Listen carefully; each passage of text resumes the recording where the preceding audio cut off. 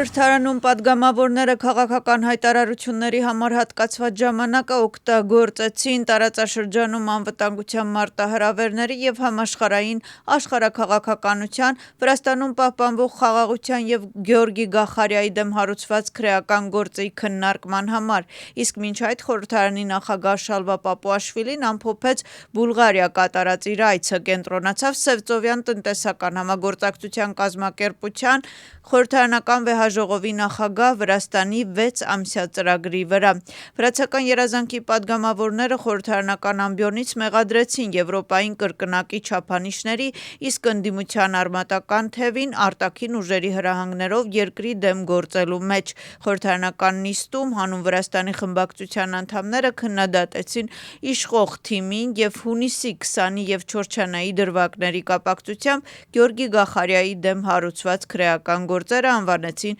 քաղաքական դրդապատճառներով։ Վրացական երազանքը մեղադրանքները անհիմն է համարում և հայտարարում, որ Գյորգի Գախարյայի ներքին գործերի նախարարի պաշտոնից հրաժարական տալու որոշմամբ Վրաստանը կորցրեց Չորչանա գյուղի նկատմամբ արդյունավետ վերահսկողությունը։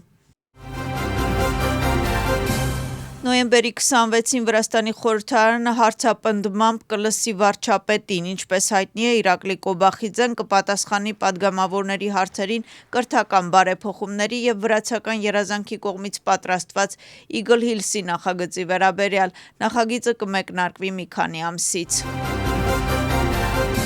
Եվրոատլանտյան տարածքի ցանկացած երկիր, որը կարող է դառնալ նաև ՆԱՏՕ-ի անդամ, կարող է արտահայտել իր ցանկությունը և հետո կա գործընթաց, իհարկե ես միամիտ չեմ, որ մտահոգված լինեմ Վրաստանում կատարվածով,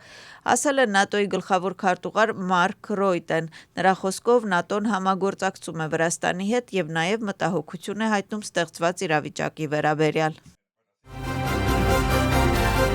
Թբիլիսիում գնահատվում է ռուս-ուկրաինական պատերազմին վերջ դնելու ամերիկյան խաղաղության ծրագիրը։ Ազգային շարժումը պնդում է, որ վրացական երազանքը տարածում է Կրեմլի պատմությունը այն հարցի վերաբերյալ, որ ներկայումս ծրագիրը ռուսական ծրագիր է և նրանք հույս ունեն, որ փաստաթղթի բովանդակությունը կփոխվի։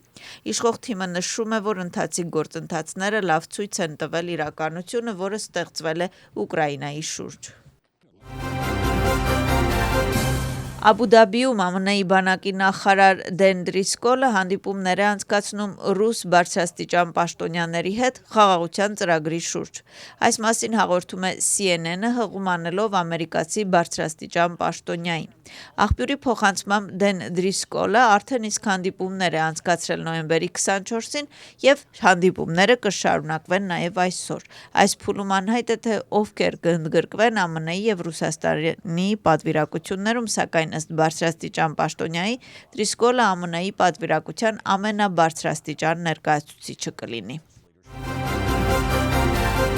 Ուկրաինայի նախագահն հաստատում է, որ Ամերիկայի խաղաղության ծրագրում կան բաց հարցեր, որոնք նա կքննարկի իր ամերիկացի գործընկերոջ հետ հանդիպման ժամանակ։ Վոլոդիմիր Զելենսկին այս մասին հայտարարել է իր ամենօրյա տեսաուղերձում։ Նրա խոսքով Ժնևից վերադարձած թիմը նրան զեկուցել է նոր ծրագրի մասին և Ուկրաինայի համար զգայուն հարցերը կքննարկի անձամբ Դոնալդ Թրամփի հետ։ Զելենսկին նաև հաստատել է, որ փաստաթղթի թարմացված տարբերակում այլևս 28 կետ չկա։